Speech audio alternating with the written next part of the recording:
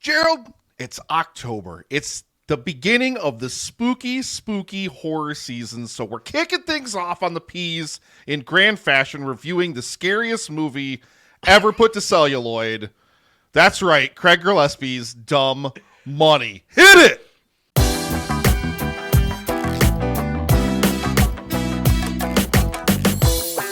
Good evening, ladies and gentlemen. Welcome back to another episode of Two Peas on a Podcast. Gerald here with you, and wearing the red bandana across the way, looking at his stocks in the window below at the bottom of the screen, Nick. How are you, my friend? Two dumb guys going to review a real dumb movie for you. That's right, baby. We got Dumb Money on the P's. What's going on? Man, we should do, guess your rating. I wonder if I guess your rating tonight.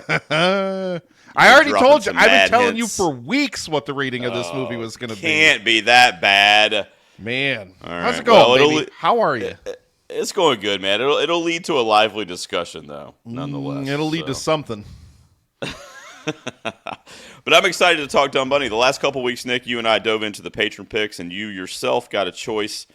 And last week we talked about Silence from Martin Scorsese. Yep. And now we're getting ready to have a run here of current releases. And the first one up is Craig Gillespie's Dumb Money. Yep.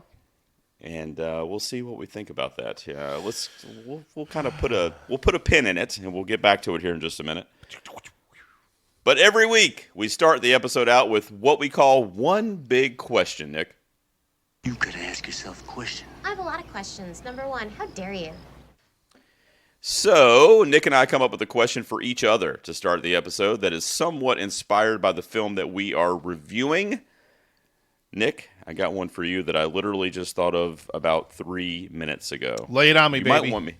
I was going to say, you might want me to go Pete's first. going to call me in 20 minutes. We got to wrap. You might want me to go first because I might forget it anyway. So, I know a big beef with you with this film is how recent the events of the movie are. Mm-hmm. I mean, that some people would say it's still happening as we're sitting here, but it was a big deal in 2021, which is just 2.5 years ago or so. Mm-hmm. So my question to you, my one big question, is what is something that has not been told on the silver screen, a biopic that you would like to see, but instead we're sitting here reviewing Dumb Money? What is an event or a person, alive or not, that just has not had a biopic that you're aware of that you would love to see on the big screen? I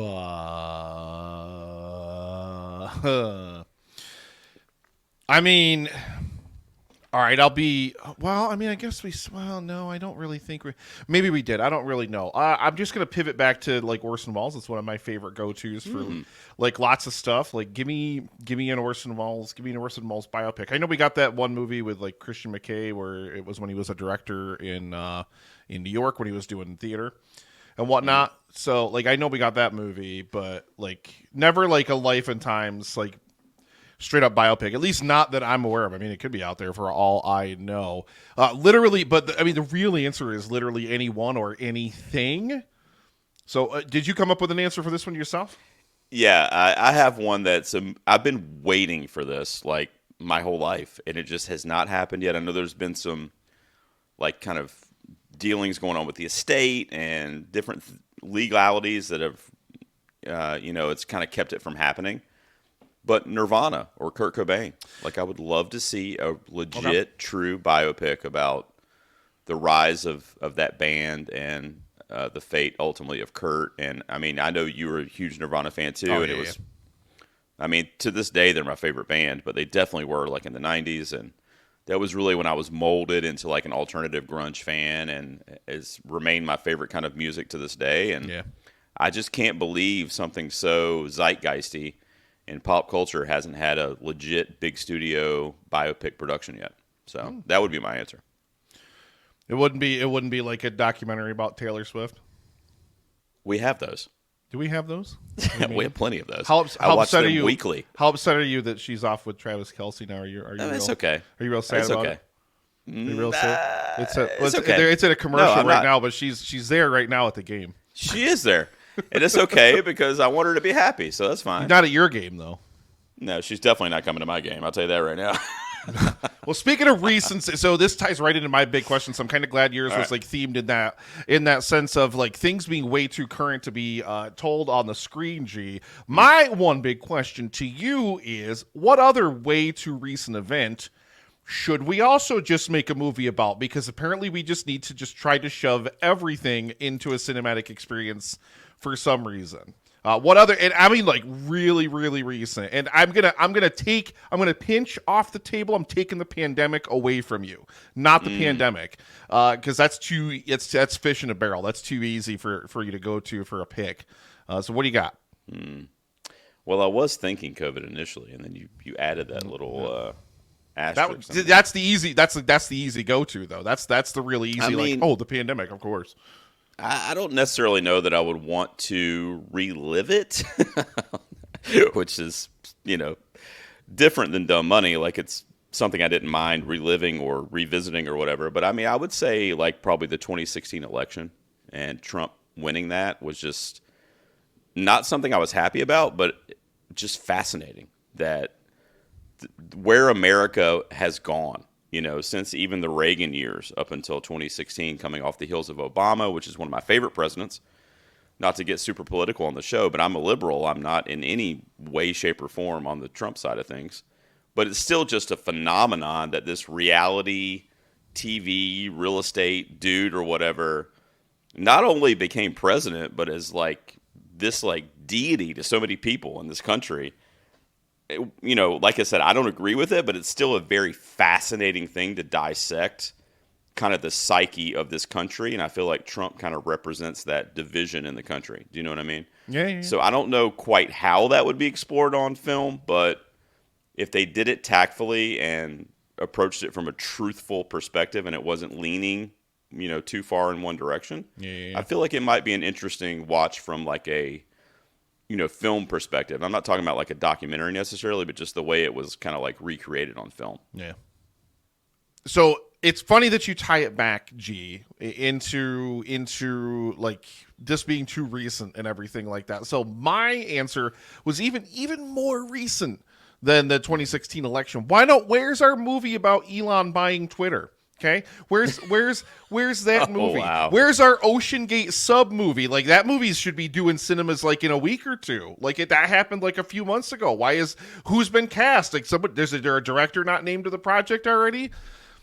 Like yeah, that might be coming actually. That was really all I could really think of in terms of the answer to my big question. It's like, I mean, we'll talk about it further when we get into the review of this movie proper, Sure. But I really think that this is not a movie for us, which is probably, I mean, we'll talk about a lot of it when we get into the review. Yeah, we will. And I kind of know what you're saying there. But with that being said, that was one big question. And we start our review of the film every week by giving our score up front in the early score reveal, Nicholas. We do, baby. Damn it, this always happens. I think I'm gonna score and then I never score. It's not fair. All right, Butthead or Beavis. I don't know. Whoever you want to be this week. You do that like every time, too. You're like a butthead. Right. Oh, wait. So we don't discuss this with each other up front. We give our individual scores out of 10, and then we talk about how we arrive to that number. All right, Nick, if you're ready, man, I'm going to count us in, and we will reveal what our scores for Dumb Money were out of 10. You ready? Oh, I'm ready, baby. Wait. 2. Wait. There we go. All right. All right, now you're ready? I'm ready. 3, 2, 1. Oh. 7 out of 10. Oh, wait. Oh, I'm sorry. Oh, I held up the 10, but subtract 6 points from that. I'm sorry. Hang on just a second. That's your The Room. There we page. Okay, there we go. Sorry. There we go. 4 out of 10. Sorry. All right. 4 from Nick. Held up that 10. I gave myself heart palpitations there real quick. I was like, what? You really threw me for one. A 4 from you, a 7 from me. I have no idea what that is cumulatively. That's 11, Gerald. Divide by 2. That's 5.5. 5.5. All right. Yeah, 55. Just 55. Just say it's a 55. It's a 5.5 from the P's on Dumb Money. I liked it a lot more than Nick did, obviously. So, you want to go first, buddy? I know you've been kind of chomping at the bit to not want to talk about this movie, and I'm going to make you talk about it. So, what do you have to say? Well, I'm gonna riff right off of what we just talked about in one big question, okay? About the recency of this film. This just happened in 2021. Like, and there's all these scenes of people masking up and like all this like pandemic reminder stuff. Like, I already remember the pandemic. I remember how much it sucked. I don't need this movie to come along 2 years later and be like, hey, remember 2021? Didn't that Right, suck? sure. Like, remember the end of 2020? Wasn't that terrible? Like, that's what I was talking about when I say this isn't a movie for us. This 20 years from now, a bunch of people are going to watch this movie and they're going to be like, "Oh man, this is like all this different stuff." Like people that maybe weren't alive now or were too young to really kind of have felt the impact of like the different things that happen in this movie. This is a movie for them. Why it was made now is anybody's guess. Literally anybody's guess, because we watched all this stuff in the news and it's so recent that we all remember it all already anyway. That's probably why your theater was empty. That's probably why my theater was empty when I went to watch this. I don't know how well this is performing. I was going to look it up, but then I didn't because I don't care. This movie's not good. There's nobody to root for in this movie. There's no characters to literally get invested in this movie. The only thing, and I was going to give it 2 for the meme because I kept saying week in and week out, I was going to give this a 2.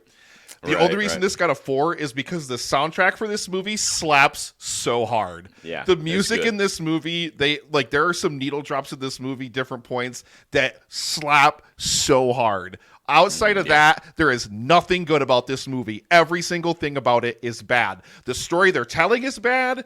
Like every single thing about it is bad. It's dumb. It's straight up dumb.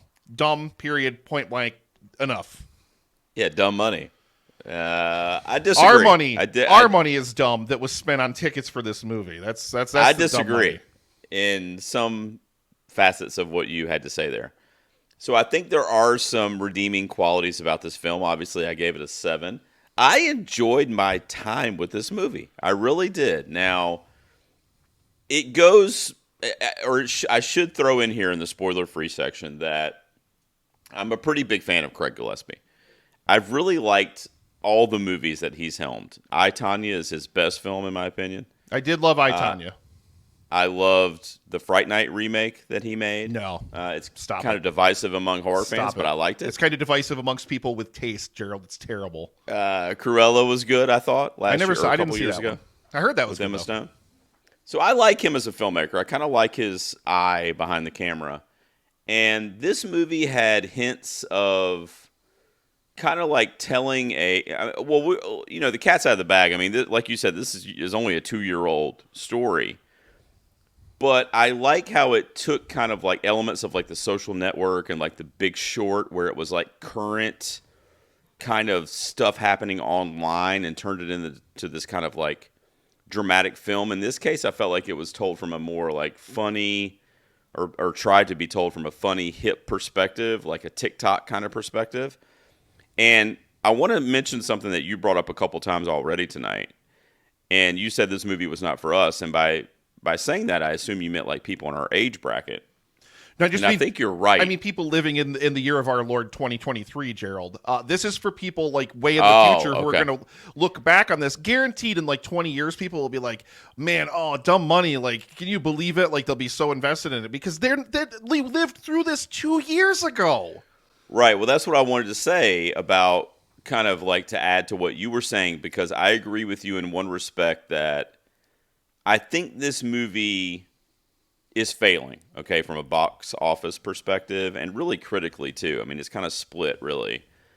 But I think that the people that are going to connect with this movie the most are the people that were intimately involved with these events. Probably. Which would be predominantly younger people. I mean, the GameStop kind of revolution.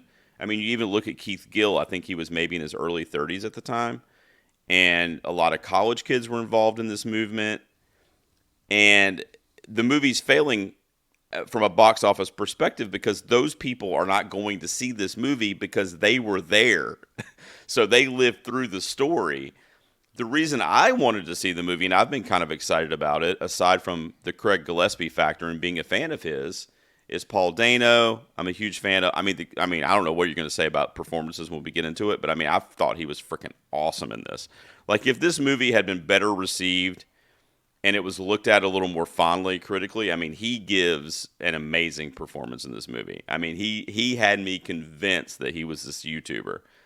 And that's another thing I wanted to mention too. As a YouTuber and as somebody who's creating content, I kind of connected with that part too, and him trying, kind of like doing his thing online. And I don't know, I just kind of like love those little kind of callbacks to the game, if you will, and the online kind of content creation that he was doing. And then he was also obviously putting all of his savings into this GameStop stock. But I don't know, man. It comes up a little bit later in the fan feedback, and then we'll get into the spoiler stuff and just talk about whatever you want to talk about. But I mean, how soon is too soon? So how long do you wait to make this movie if you're Craig Gillespie? I'm just going to ask you. This specific movie, never, because this source material was never going to make a good movie. Point blank, period. Like, literally, this was never going to make a good movie. I don't know, man. You don't think it was a fascinating, like, thing. Robin Hood, rob from the rich, give to the poor kind of story? No, I mean, because it's kind of cool, right? There's nobody to even root for in this movie. All the characters are, like, emotionless. Like, this is a stacked cast. Paul Dano's in this. America Ferrera. Pete Davidson, who's behind my head over here. Gerald was filled with chagrin there. Yeah. Nick Offerman's in this. Seth Rogen's in this. Clancy Brown is in this as their dad. Like, this is a stacked cast. This is a whole bunch of people. God, who's the other really rich guy? Vincent D'Onofrio. Vincent D'Onofrio. Is that what you just said? Vincent D'Onofrio, Gerald. D'Onofrio. Good. Same person. Like, this is a stacked cast, but they're given nothing to work with here. None of these characters are even remotely investing. These characters are like, are we supposed to like throw in with Paul Dano's character like as this kind of like folk hero who took it to the big man? And yeah. all these guys, I didn't at all. I wasn't emotionally invested in this story at all. So like, I went into this movie, Gerald, like, I was very cynical about another movie about very recent things that I was for sure was going to be the dumbest thing possible. And that was David Fincher's The Social Network. Who's going to want to watch a movie about Facebook? That seems like the dumbest thing in the world to me. It's still my favorite movie of that year. It's one of the best movies of the last decade. It's an incredible movie. And you could tell, you mentioned The Social Network already. You could tell that this movie wants to be The Social Network. It wants it. That The Social Network is embedded somewhere in the DNA of this movie. Craig Gillespie is not David Fincher. And I'm not even a Fincher fan. No. But Fincher's got a much, much more able kind of ability to convey that material than Craig Gillespie does here. Like, I'm not invested in any of these characters whatsoever. Like, they're all just blank slates. They're all just, it's this, I just don't, so I didn't care. I just didn't care. I hear you. So I have this thing that I think about occasionally making YouTube videos and the stupid shit that I do and that we do for the podcast and whatever. And I have this thought that comes up sometimes. It's like, what if I do one of these YouTube shorts or one of these TikToks or, you know, we review a movie or whatever. And, you know, I wake up the next morning and it has 1 million views, or a week later it has 1 million views. And like, all of a sudden, in some respects, my life has changed. I mean, obviously Keith Gill in this movie portrayed by Paul Dano took that to a whole nother level. I mean, it was a whole movement back in 2020 and 2021, which I think was also exacerbated by the COVID pandemic as well, which we'll talk about a little bit. By the way, spoilers going forward, guys. Let's just go ahead and rip that Band-Aid off, Nick. So anything we talk about with Dumb Money going forward is going to be spoilery. So if you haven't seen the movie and you care, skip ahead or come back after you see the movie and finish the episode. So anyway, what I was going to say is I kind of connected with it on that level because what I thought Paul Dano did and Shailene Woodley, who plays his wife in the movie, was they very much fell backwards into this kind of accidental fame. And it was all because of these streams that he was doing on YouTube about something that he was knowledgeable about, which was finance, having the job at I think it was Mass Mutual that he worked at, or I think some firm like that. And I don't know, I've had those thoughts before, so I kind of connected in that way, and you're talking about people to root for. So for me, it was very, very easy to get behind Paul Dano's character and what he was kind of doing, because I never thought the movie later we have the congressional hearings and all that stuff because they thought there might be insider trading tips and all this. They wanted to make sure it was on the up and up and all this shit. And I never thought that he was a bad guy. Like, I always thought that he was genuinely, you and I talk about movies, right? So I thought he was genuinely talking about finance, and he was genuinely interested in this GameStop short that was going on by the hedge funds and stuff. And he was, genuine's the number one word I can think of. And I think Paul Dano as an actor really pulled that off too. Because I don't know. I didn't watch this guy's streams in real time, and I haven't gone back to watch him now. So I don't know if I would have thought the same seeing the actual Keith Gill do it.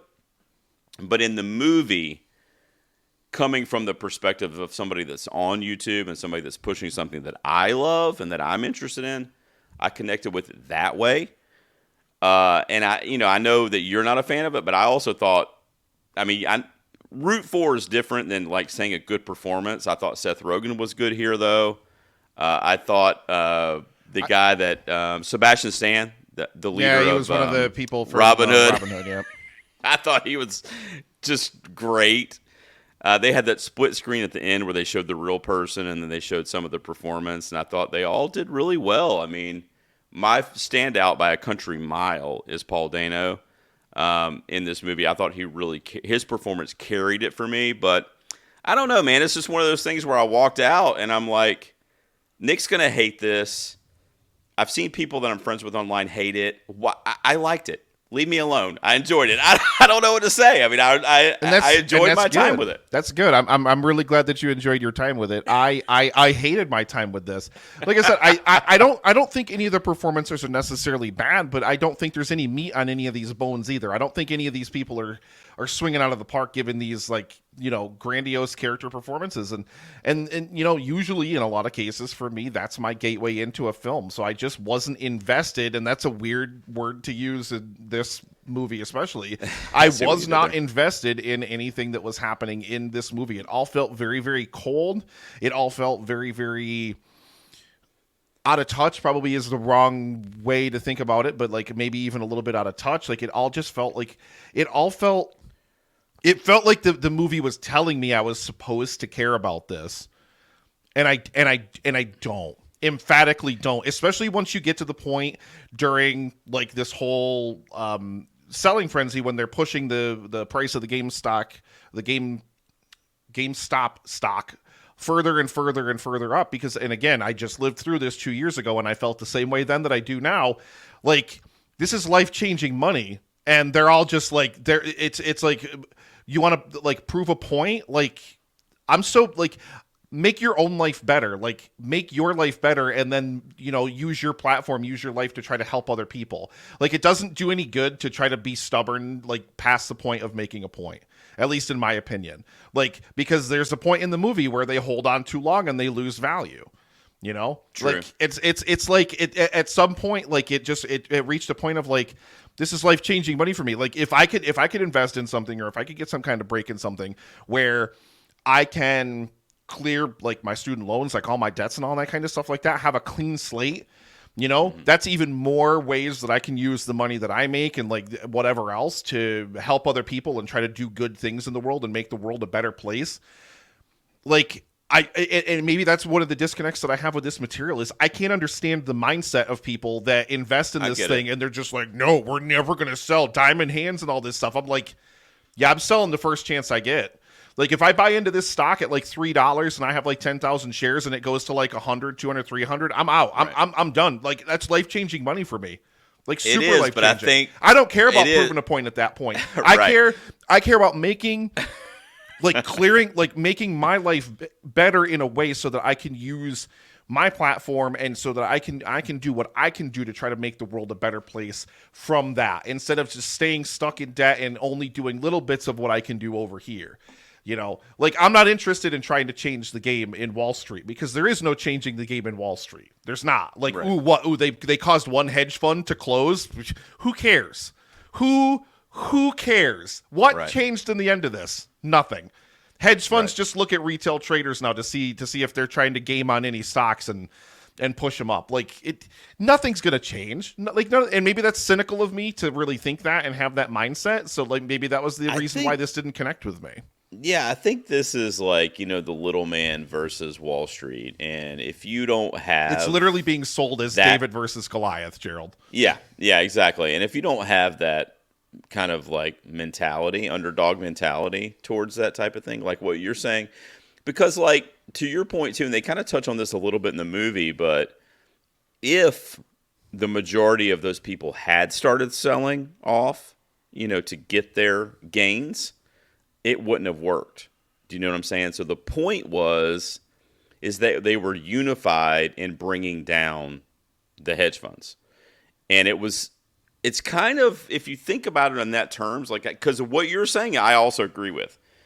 Because if I turn, $500 into $150,000 in the course of a few months, why wouldn't I be like, I'm fucking cashing out? Like, that's tremendous. Do you know what I mean? It changed my whole life. Exactly. So that's what I mean, though. So if you step back and you look at it from that perspective where that many people could have done that, it would have ruined the movement, and I'm using that in air quotes. But that's the fascinating part to me is that, and I like the way Gillespie and the script had all these intertwined storylines with all these different characters that were buying the stock, but none of them knew each other. None of them were connected. And they were all from different walks of life. You had the one kid who worked at GameStop, and then you had the single mom who was a nurse, an overnight nurse or whatever. Who mystifyingly never sold and still is like, I don't get that. I can't remotely buy into that mentality. I cannot But that's what I'm trying to tell you, where I think the disconnect between you hating it and me liking it is because I'm looking at it from a perspective of not the logistics of it, but the fascination and the kind of miraculous movement that all these people kind of blindly got involved in to kind of try to stick it to the man. That's just crazy to me that thousands of people would just be like, oh, I'm not going to cash in because I'm following this dude in a cat t-shirt in his basement.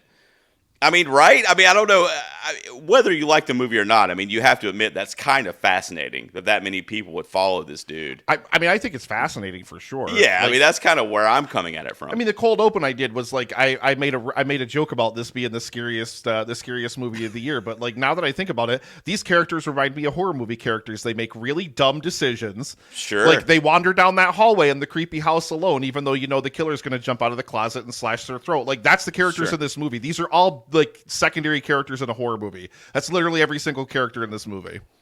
Let's talk a little bit. We're going to wrap up here in a second. Let's talk a little bit about some of the performances real quick. So Paul Dano, I loved. Thoughts on his portrayal here? Meh. I mean, I don't know. No performance in this movie did anything for me. So it's going to be the same answer from me time and time again. None of them did anything for me.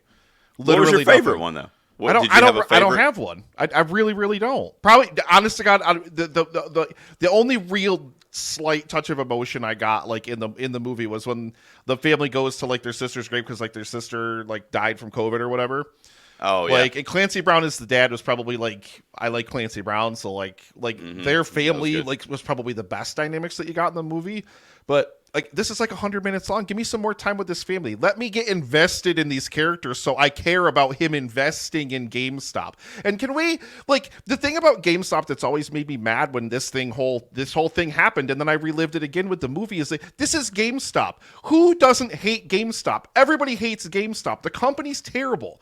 It's utterly and completely the worst. They only saved it to try to prove a point. They only propped it up to try to prove a point. If you're listening to this right now or you're watching this, who didn't take a game to GameStop at some point in their life? It's like brand new. You bought it like a week ago. You just didn't like it or whatever. And they give you 7 cents for it.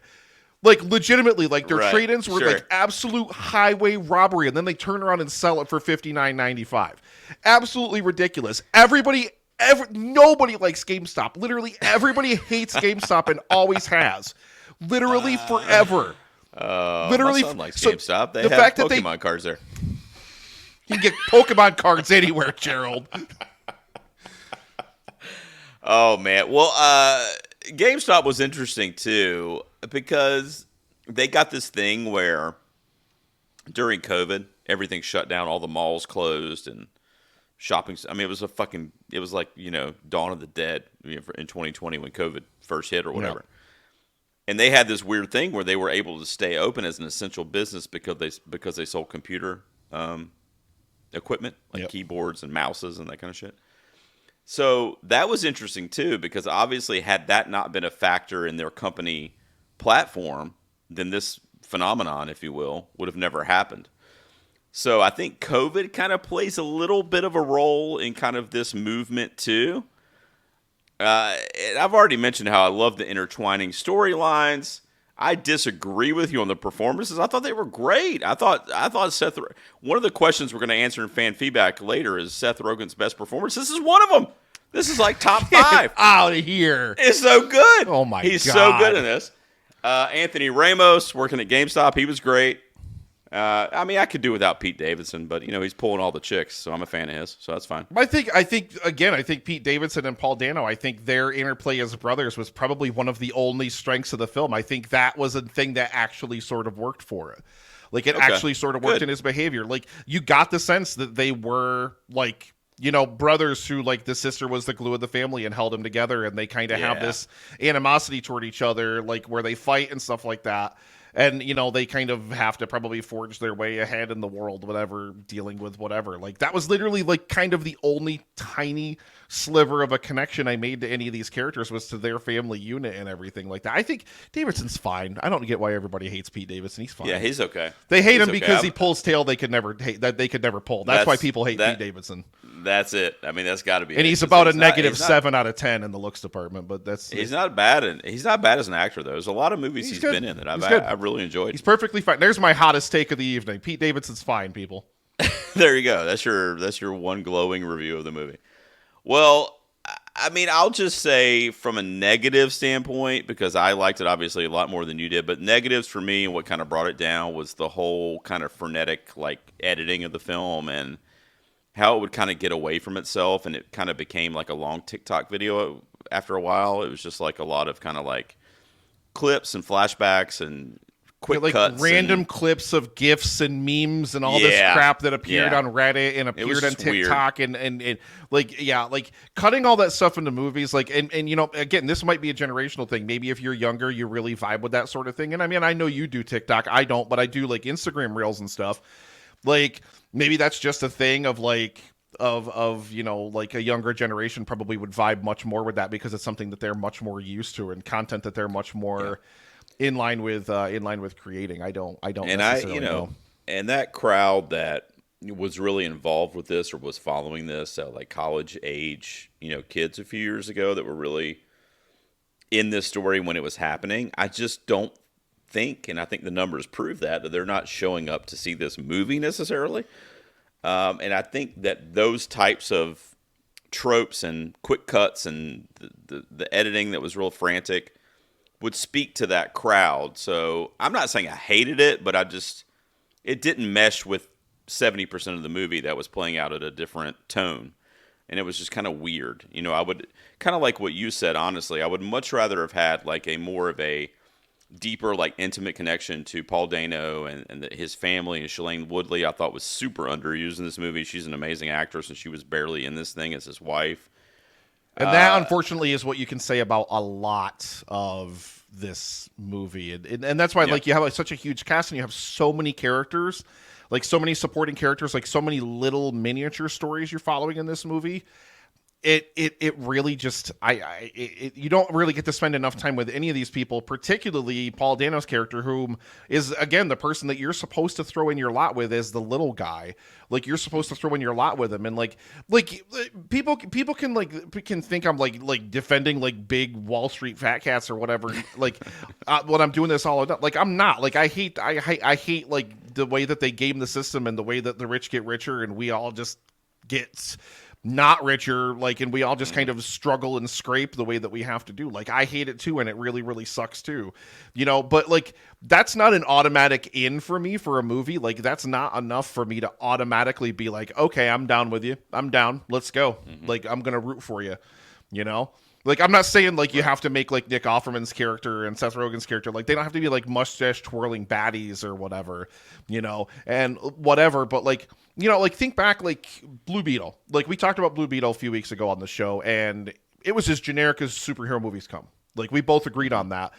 But the thing that was great about it was that it took the time before the superhero stuff really happened to really invest you in this family. Imagine just a scant little bit more time where we actually spend a little bit of time with these people and actually really care. Link me to their journey, and that'll take me through the journey of the rest of this film. I think that's what it really needed, and I think that's the biggest disconnect. Like, I hate the GameStop aspect of it. I don't understand the mentality of, like, not making your life better so then you can try to make the world a better place in a better way. I don't get those aspects of this at all, but the thing that I can't buy into the most with this movie, and the reason why I rate it so low, except, again, the soundtrack slaps, y'all. I'm not invested in any of these characters. I just don't care about their story because you just don't give me any time with them to really get invested in it. Yeah, I think I agree with you that a failure of this film, and I would have liked it a lot more. I'm speculating because I don't really know what this would look like on screen, but I think the story and the like central focus of this movie was the phenomena around the GameStop stock fiasco. Whereas you could have made a movie that was centered around Keith Gibbs and like his kind of story, and that this could be built into that. So it would be much more focused on his familial issues, on the relationship with his wife, and kind of like leading up to this, because when this movie kind of gets going, like he's already got like hundreds of thousands of followers, remember? I mean, like it doesn't show us the build up to that.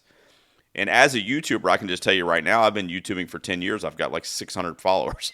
So, I mean, it doesn't happen just fucking, out of nowhere. I mean, there's a build up and there has to be something to go viral and so on and so on. So it doesn't really show us any of that stuff. It just kind of throws us into it.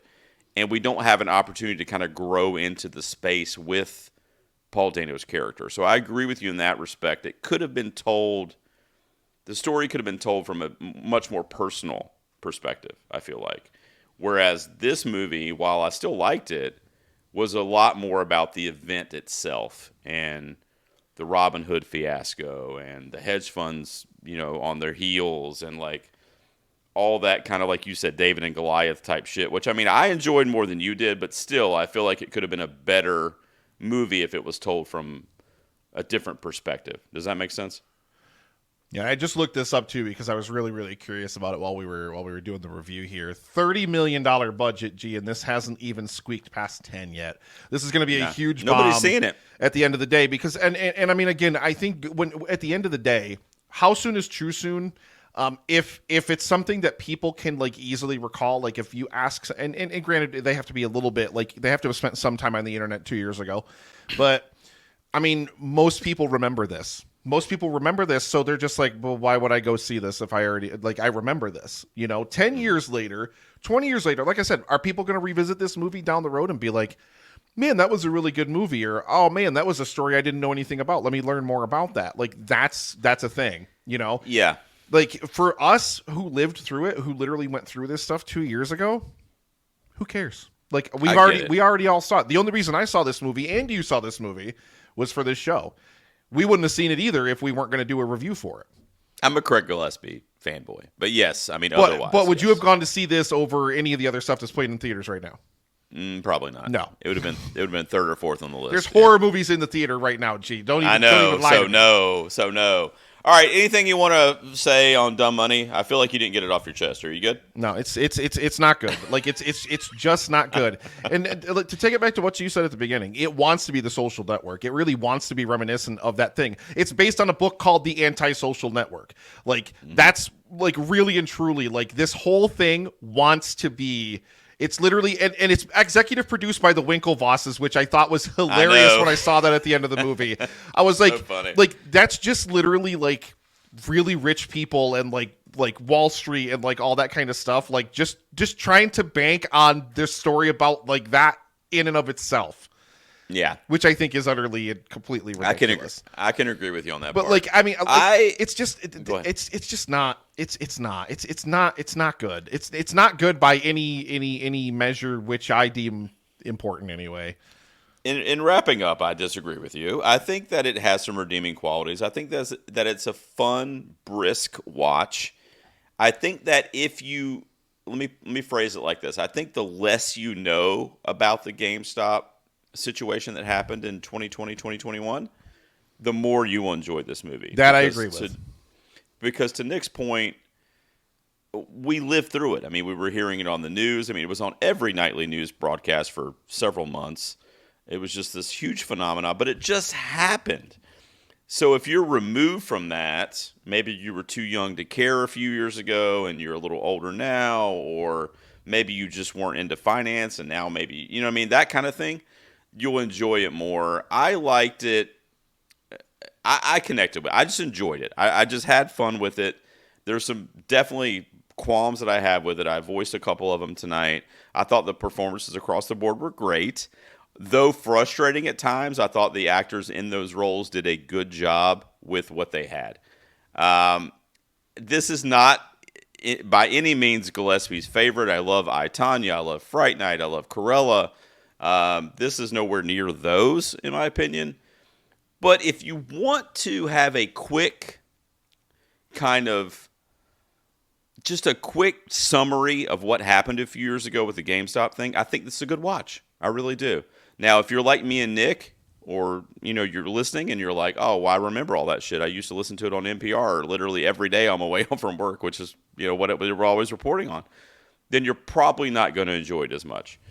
But if you don't know a whole lot about it, I think it's a really cool, entertaining kind of history lesson to something that happened a few years ago during COVID.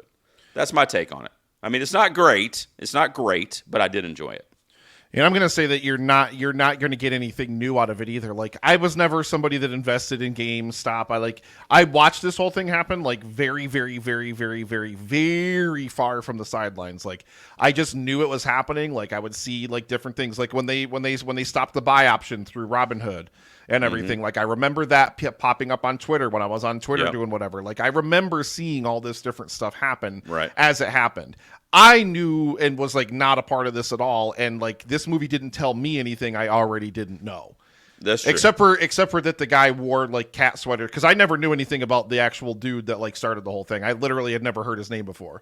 So like the cat sweaters and the bandana was new to me. But like other than that, that's really it. Like I didn't learn anything I already didn't know.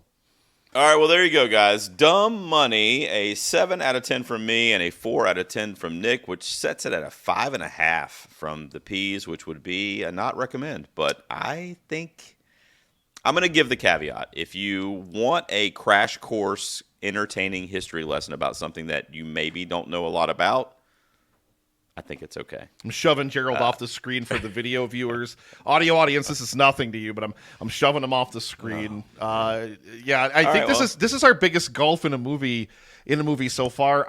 Yeah, think. But I see besides take, the room. and I get what you're saying. The room doesn't count though. The room you don't really know what you're scoring it. If you give it a 2, you might. But again, still love it. I will champion this one more time. The soundtrack in this movie slaps so hard. It's good. It's the only. It's like the most memorable thing about it. It's real good, y'all. Hey, you know what I just realized? I'll just quote Paul Dano. I just like the movie. Hang up the call right now. You get that? I can't. That's all I could say about it. I just like the movie. I don't really know why, but I did. All right, that was our discussion on Dumb Money. We wrap up every episode, Nick, by heading over to the comments section. We see what the fans had to ask us. Now, we asked them to throw us a question that is somewhat related to the movie that we are covering, and I shot those over there to you, Nick. Would you like to grab a question out and ask it, or answer it, I should say? Well, as usual, we kind of touched on a lot of these different things during the review of the film. Yaney asked what the proper amount of time was. I don't think there's a direct answer to that question. Until people don't remember it, I think is the only. There's no set amount of time. If it's a relatively small event that wasn't a huge big deal in the news and everything, like maybe international audiences where maybe they didn't see nearly as much of this stuff happen as we did here in the U.S., maybe they would care about it more. I don't know. Can I just say something real quick? To Yaney, I don't know if that's your pick or not. That's not my pick. I just wanted to bring that up. Well, to Yaney's question, I don't know. I feel like that's a hot topic because I mean, 2010, The Social Network came out, and the blow up of Facebook was like, what, 2006 and 7, I think? So that was only like 4 years old. So I think a lot of it has to do with the way the story is told. I would agree. And me and you both love The Social Network, but I mean, that's David Fincher. That's one of the GOATs. So, I mean, you know what I'm saying? And Andrew Garfield giving one of his best performances ever. I mean, that's a different animal altogether. Whereas this movie, in other words, let me just ask you, if David Fincher had directed this movie, what would it have been like? Do you think you would have dug it? I mean, half of Fincher's movies are really, really, really bad, including most of his recent movies after The Social Network. So Hypothetically, though. it probably would have been as bad as this. All right, go ahead. Get your question. I'm sorry to interrupt. I also wanted to pick Sam Hurley's question of, can we please review The Room again? Yes, Sam. Yes, we absolutely should. No, we answered we Amanda's fucking question. Can't. We answered Amanda's question during this, or I think you didn't own GameStop stock either, did you? No. No, Yeah, I but didn't you think know so. what's funny about her asking that is that after I saw this movie, I reactivated my Acorns account and I started investing in different Gerald is stocks. sitting there flipping through, starts pouring money into stuff. He's like crossing his fingers, like, "Ooh, it's my time." I had closed it. A few years ago, ironically before the time, GameStop baby. stuff. I saw this stuff like, let me reopen this account. You know, I'm gonna so get I don't know. money. I'm going to invest in like fucking, I don't even know, like which sandwiches or something stupid. Oh my sweet goodness! My question. Okay, I'm gonna finally pick one here. Best Seth Rogen performance, and I was just looking through his filmography. Oh, that's the one I was going to take. Do I have to pick a different one Well, now? no. If that's one you were gonna take, I want to know your answer first. Then, what's your answer first? All right. Well, I got to tell you, I really liked him in this, in this movie that we're discussing, I mean. But I won't say it's his best performance. I would say his best, like, well, there's two answers. So there's like his best where it's like the craft of acting, and then there's like the one that I enjoyed him in the most. So I think his best performance is in this movie called An American Pickle. Did you ever see that? No. So I think it was like an HBO original or something like that, but he plays like this immigrant who basically starts his own pickle factory. And he plays multiple roles. So it's him in all these different, like he plays like his brother, and he plays like his cousin, and he plays a couple dudes that he like works with, and so it's him like playing all these different roles, and of course they use technology to like make him be in the scene together or whatever. That's probably like his best performance, but I think I enjoyed him the most in Zack and Miri Make a Porno. Okay. I love that movie. Not a bad I fucking choice. love that movie. It's a good movie. Not a bad choice either. Mine's Steve Jobs. He was Steve Oh, Wozniak. okay. He was Yeah. Steve Wozniak and Steve Jobs. He was great in that. Yeah, he was good in that. He was great good in that. I mean, that's such a good movie. And I mean, speaking of which, like Steve Jobs only died like a few years before that. Like that's again That's something true. that covered something really, really recent. I mean, granted, although it did like a lot of like Apple product launches of stuff like historically as well, but for like a biopic of someone who was, you know, a very prominent figure up until he had died like pretty recently as of the movie coming out. Like again, it's as you said, it's the way that the material is handled, and that movie was absolutely incredible. So I mean, maybe this was just because Craig Gillespie sucks. Maybe we're just giving Julio what he wants. Just if we just say Craig Gillespie sucks, does that win for Julio? Does Julio All right, love calm us down. more? Calm down. Julio doesn't know that he likes Craig Gillespie. I'm going to tell him here in a second. All right. Okay. Well, you basically asked all the questions in the fucking thing here, but I'm going to actually talk about Julio's. So I'm not going to talk about the Craig Gillespie making movies part. But he says, if you didn't know this was based on a true story and you went in blind, do you think you would have had a better or a worse time? Now, I definitely want to get your take on it, but there's a movie called The Big Short about Wall Street, which I think is loosely based on true events too, but I didn't know that going into it. I freaking love The Big Short. I love movies like Moneyball with Brad Pitt about, you know, kind of figuring out the mathematics of baseball, which of course is based on a true story about the Oakland A's, I think in the 90s. And then we already talked about The Social Network, but I think the answer to Julio's question would be yes. I feel like if I didn't know anything at all about this GameStop stock thing from 2 years ago, I didn't know this was a thing, and I just went to see this movie because I like Paul Dano, let's just say. and I watched it and it played out, I think I would probably have liked it more. What are your thoughts on that? I'm going to disagree. Again, I don't think so because I already talked about it. Like my connection into movies is characters that's usually. Right. And I did not connect to any of the characters in this movie.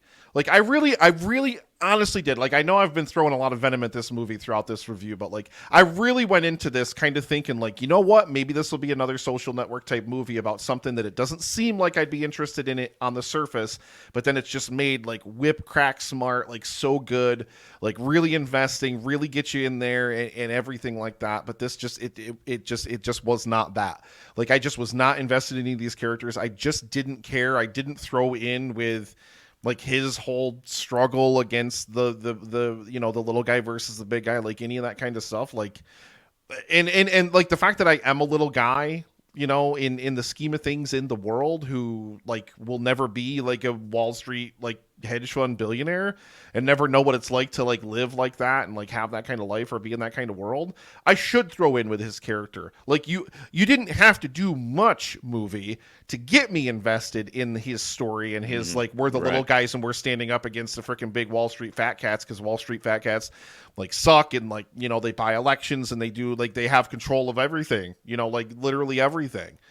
All their money, like, literally buys and controls freaking everything. We have no say in anything as much as we like to believe that we do, And I should, given all that, given how I, like, personally feel about all that kind of stuff, it should be a cinch. It should be an easy in for me to say, yeah, I'm right there with you, man. I'm right there with you. Diamond hands, stick it to the man.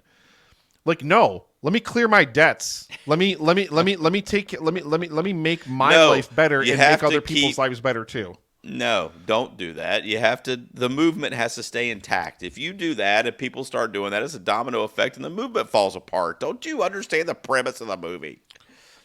All right. Next week on the P's, guys. That was our discussion about dumb money, and I think we all realize that Nick is kind of a fan of it. Somewhat of a fan of it. That's what you took away. Little bit. That's what you took away from all this last hour, right? That was your takeaway. All right. Next week on the P's. So in the next few weeks, by the way, we got a lot of movies to cover coming up in the next couple months. A lot of awards contenders are coming out. Poor Things, Killers of the Flower Moon. I mean, a lot of shit's coming out. We also got Halloween around the corner. Is October 1st as we're recording this. So next week, Nick and I are going to talk about the new sci-fi film from Gareth Edwards called The Creator. That will be the review next week, and then the following week we plan to have kind of a Halloween themed horror episode, which will make me very excited, where we're going to talk about Saw X and the new Exorcist Believer. We're going to probably cover those on the same episode. That's the game plan as we speak. We got to watch them both for the same episode. Yeah, brother. Saw X is out, dude. I'm going to see it on Tuesday. Right. You get your ass out there. Saw X is already out. We talked about it before. I'm really keen to see Saw X. Me too. Now, granted, the last movie that David Gordon Green made was the 2018 Halloween. I did not watch either of the two sequels because I heard how terrible they were. But given everyone I know's reaction to those other two Halloween movies that he made, I am not at all looking forward to Exorcist. Whatever. Right, you're a P now, brother. You cannot talk like that. That's fucking blasphemous. What did you just say about the Halloween sequels? By the way, Halloween Ends did suck. Is that what you're talking about? Those are the last movie of his I watched was the Halloween 2018, the one that was really good. This will probably be a whole discussion when we get to Exorcist Believer, but I love Halloween 2018. Halloween Kills I really liked. Halloween Ends, steep drop off. So we can talk about that when we get to David and Gordon Green, I guess. But anyway, next week, The Creator. Are you excited for that one, Nick? You going to check that one out Gareth this week? Edwards, baby. Love Gareth Edwards. Let's do it. Like, Gareth Edwards' Godzilla is still, like, complete, utter masterpiece of, like, big monster movie cinema. What? Rogue One, think Rogue One's great. The way that he does perspective, like, does perspective like nobody else does it. Even though, like, Tony Gilroy and the whole Rogue One, they like took that movie away from Gareth Edwards a lot, really, especially for the third act. But like, think of like those shots of like AT-ATs like on the ground and like troops like running up against them and like all those kind of different things. Like there's so much in that movie, like the shots of the Death Star and like all that. There's so much Edwards in that movie. Like that's why I really love about it. Well, So, I took yeah. my son to see. I took my son to see The Creator last night, and I've Is he a seen big it, Gareth so- Edwards fan too? Yeah, he's huge. He's 9. He's been through the whole catalog. Does he love Godzilla? I bet he would. No, God. Rogue One. What's your problem He's a with the fan. 2014 Godzilla? I mean, it's okay. I mean, Okay, get out of It's good. here. Get It's out good. of here. I'm gonna. We'll talk about That's that. the next. where- Roll that roulette wheel right now. Next time I win, where it that's what we're plays doing. We're into, doing Godzilla, baby. where it plays into next week's conversation. But we'll be back and we will discuss The Creator next Can't wait. week. I'm excited Nick. for that one. I really am. Nick, thanks for being a sport and going out to see Dumb Money. I got to be honest, I didn't obviously know what I was going to think of it when I pitched it to you, but I was hoping you'd enjoy it a little bit more. But it was a good discussion, and I think people will see the right side of the road here. You know what I mean? More people are going to listen to our review of this movie than will actually go see this movie. So You might be onto something there. All right, brother. I'll see you on Wall Street. I'll talk to you next week. see you, brother. All right, man.